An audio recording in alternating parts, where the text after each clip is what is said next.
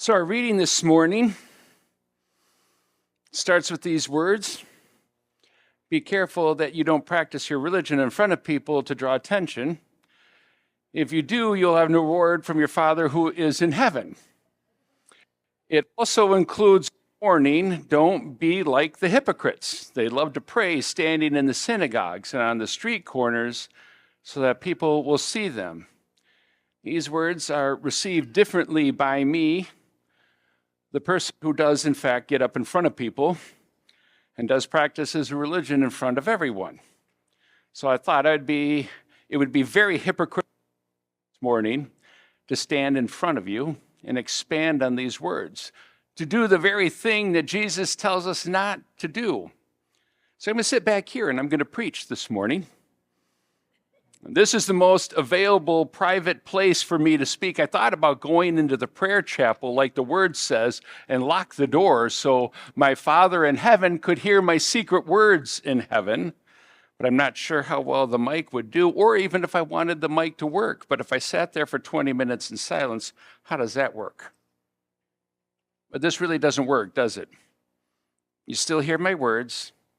I'm still drawing attention to myself, and no matter where I stand or sit during the Sunday morning worship, all eyes and ears are on me, the pastor. So in truth, if no one leads the service, if no one comes forward or daring to call attention to themselves, to lead us in worship, in the reading of scripture and prayer and song, or willing to come forward and be the voice that connects the ancient text to our modern world, then there becomes very little point in gathering together as a community this day. The Quaker community probably comes as close as any organized church to the rigid following of these words in Matthew.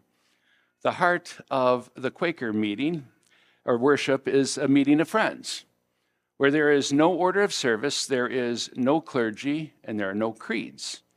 People sit in silence without a leader, waiting for someone to be moved by the Spirit. And when they are so moved, they stand and they share a word, a message, a ministry, a song, or a dance. Yet I would argue, even as the Quakers, someone still needs to get up in front of people and draw attention to themselves and their practice of faith.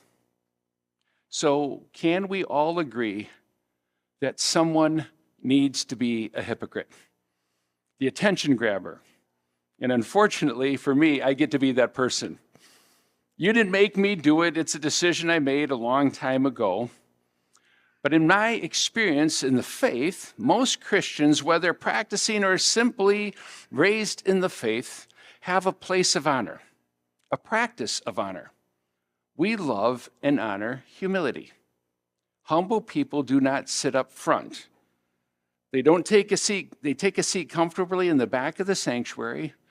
They do not want recognition. They do not want to pray in front of people. We honor quiet service, actions over words.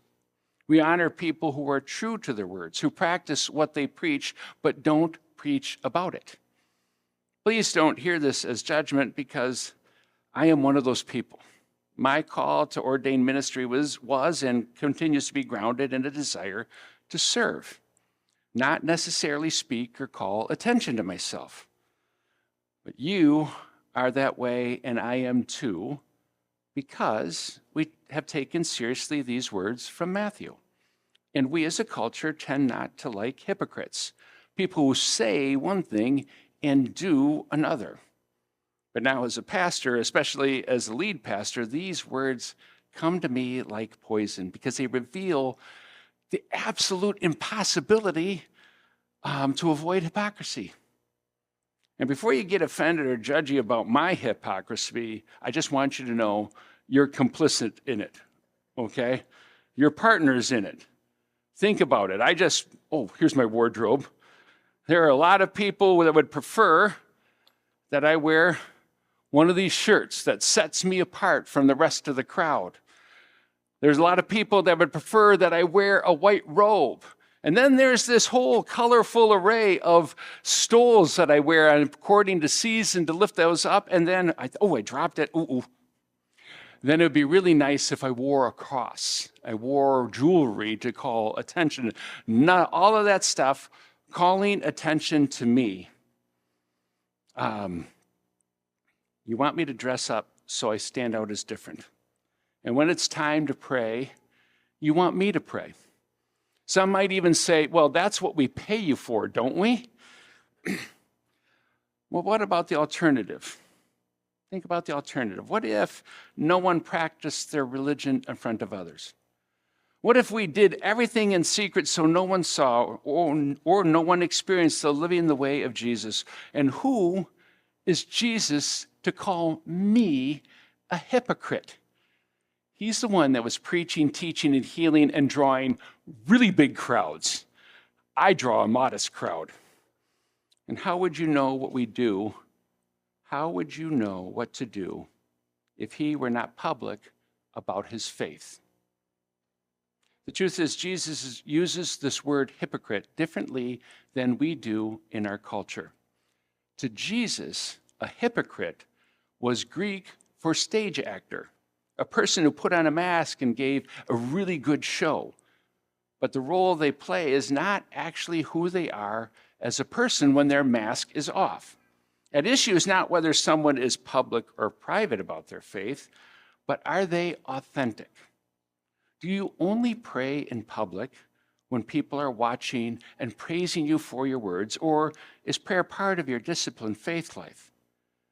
Do you care for the poor only when it makes you look good, or are you faithfully in your financial support of all those in need? Do you only do things when people are watching so they can praise and applaud your goodness? In his preaching, Jesus in the Gospel of Matthew uses the word reward a lot. I mean, a lot. The Gospel of Matthew doesn't even include it. Mark uses it once. Luke uses it twice. Here, Matthew uses the word reward 13 times. And 9 of those 13 times are taking place in the Sermon on the Mount.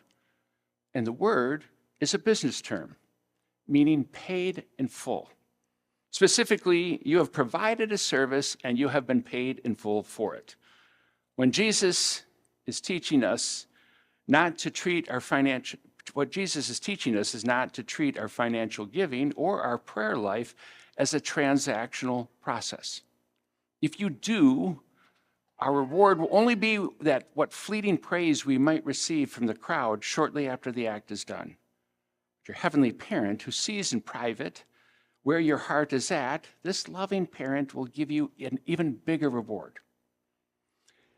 Now, I don't want you to think for a moment God is up in heaven looking down and grading you along the way. What was legitimate, what was authentic, and what was not authentic? I got a feeling we're pretty good at doing that ourselves. The reward we receive works differently. It is more how we feel. Jesus is telling us the manner in which we give and pray will determine our reward.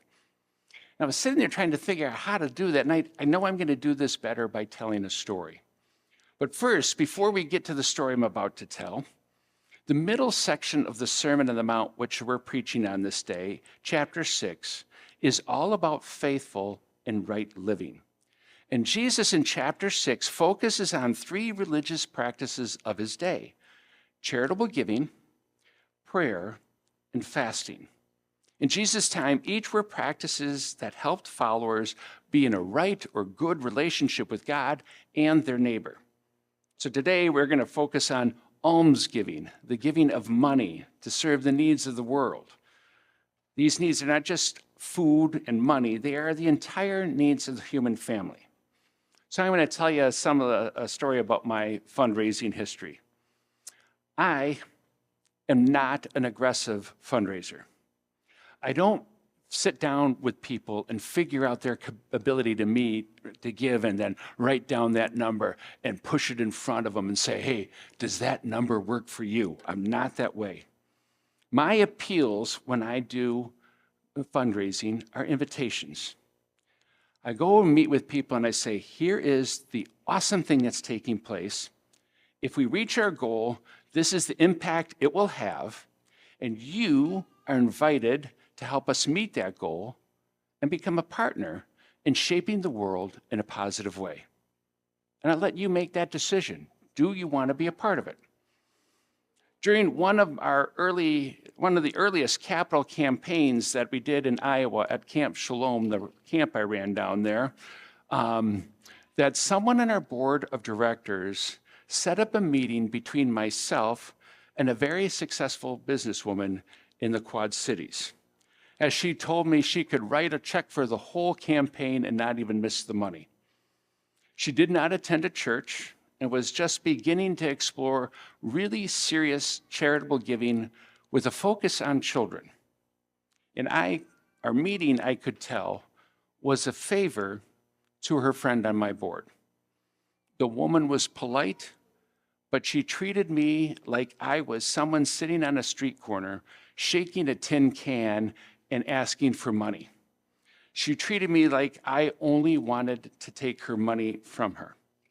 So we were talking, and then finally she stopped the conversation and she said to me, "My passion is working with low-income, at-risk children who need hope. Your camp only works with wealthy white kids, and you really don't need my money, nor do you fulfill my passion." And I told her I respected that, but we were not only working with wealthy white kids. We simply do not parade our at-risk children out as kind of tokens, as fundraising appeals. We want our children that we receive to be received as simply children. She wasn't buying it. We were very gracious in our parting. We did not receive a gift. But several years after, I ran into her at one of the churches that I preached at periodically. This time, it was a completely different experience. She came running across the room to see me and gave me a big embrace and started sharing her faith story with me. She goes, "You know, I started going to church and I chose this church and it's really awesome. I really like it." And she goes, "You know, one of the things, I wish somebody would have told me how much fun it is to give your money away, because I would have started a long time ago."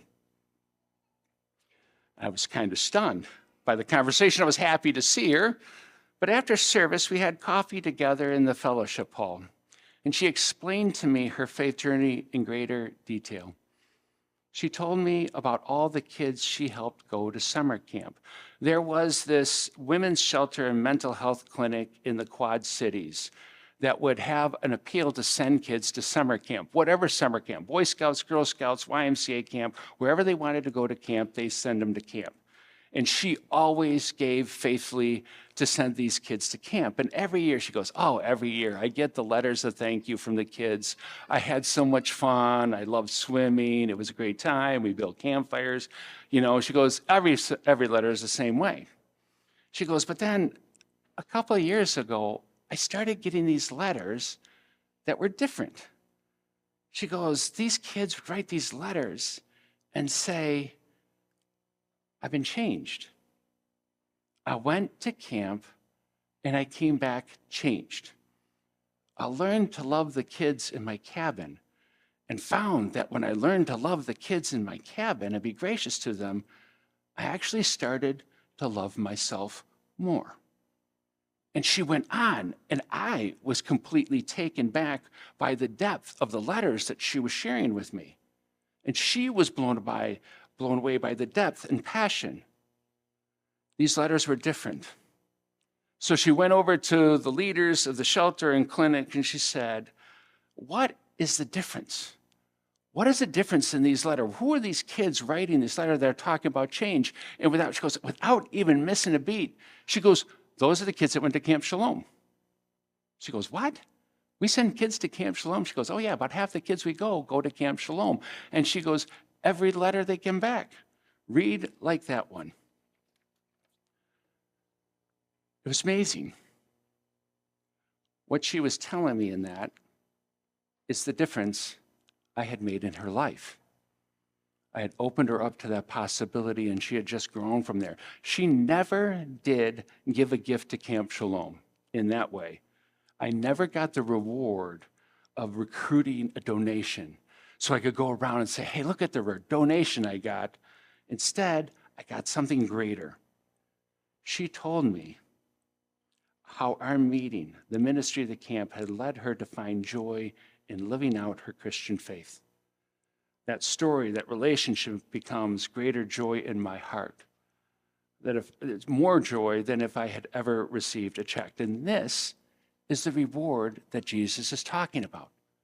There are these things that we do on earth that are just fleeting rewards, and those are those deeper rewards that move people to something different.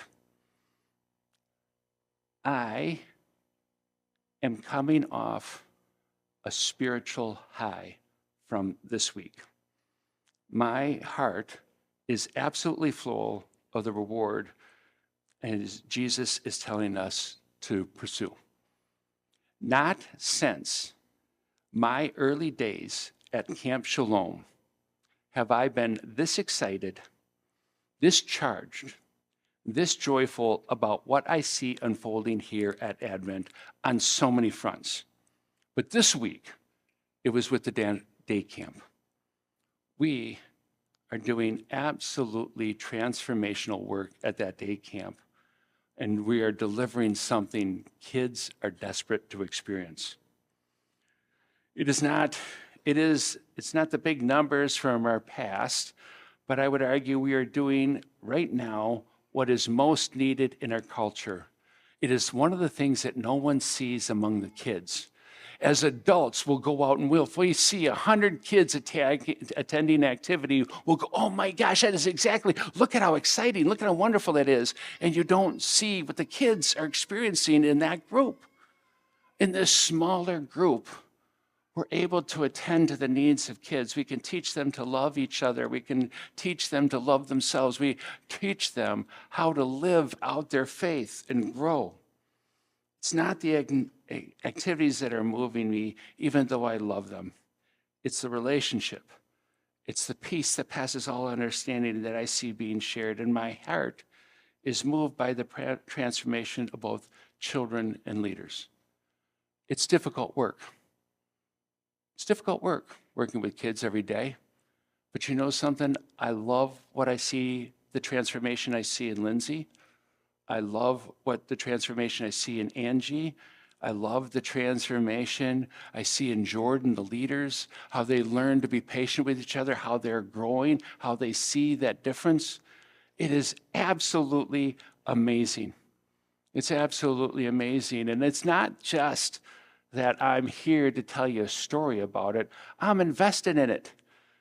My Wednesday starts at getting up to Roseville to pick up a van to bring down for the kids. And on Wednesday, we went to the Science Museum. And I'm just sitting there going, what in the earth am I doing? I am old. And I am running around the Science Museum with 3 kids who all want to go in different directions. Why am I doing that? You know why I'm doing that? Because those kids need to have a positive, dynamic, trusting relationship with a pastor. What matters most to those kids is not the Science Museum, not the little things that we do. What matters to them is I am showing I care about them, that Lindsay cares about them, that Angie cares about them, Jordan cares about it, and how they're learning those things. It's just unbelievable how important that is for kids that are dropping out of the culture because they don't think anyone cares. It's important. It's vital. And I used to run around with kids when I was younger and stay up till 11 o'clock at night. And I got home on Wednesday, and Peg goes, "You look wiped out." And I go, "I am," and I think I made it to 6 o'clock before I fell asleep. Yes. It's incredible. You know, like even think about it too, like on all these subtle things. How many of you gave cardboard to the building of this city? And how many of you go, "Hey, can I get a picture of it to see what they did?" And even Peggy at work, at the surgery center, she got him to give a whole day's worth of boxes, which loaded up my car that I brought over here. And on Friday, Peg texts me. She goes, "Hey, can you send me some pictures of that cardboard city? The ladies at work really want to see it." And I sent it to them. And they first looked at it and they go, "Really? That's what they came up with?" And Peg goes, "They're not high schoolers. They're 5 and 6 years old." And they go, "Oh." But then it was just the thing that was so cool. The ladies at Peg's work were just charged by it. But then you went around and you talked to them about their structures and what they did. And this is an apartment place. And here's my kitchen. And here is, where I'm serving things. This is one of the apartment places right there that had a whole layout in there. It was just incredible. They were coming to life. Over the next 5 months, I'm going to continue to ask you to invest in the ministry at Advent United Methodist Church. And I'm going to do it unapologetically. I'm not going to come and grab you by the throat and tell you how much to give. We're not going to do that. It's always going to be an invitation that we here in this place right now are doing absolutely dynamic things that this culture needs. And we are growing organically as we can handle kids. If we had 100 kids coming in right now, it would not be good. And we sat around watching much larger programs at the Science Center, and you don't see a whole lot of interaction between the leaders and the kids. We have kids that have come to this program that have told us, in the other program I was at, my counselor never called me by name. Can you imagine that? Not knowing your name? You had another kid that said, "They've never called me by my right name." I'm going to continue to invite you into this, whether it be the capital campaign or annual giving or the outreach appeals that we're doing. All of those things are doing transformational work. And I'm not after your money. I'm after something so much bigger. I'm after your heart. I'm after your passion. And I am totally 100% certain that you will experience the very reward that Jesus is talking about this day. That you are not complaining about the world, you're transforming it. And that's huge. Amen.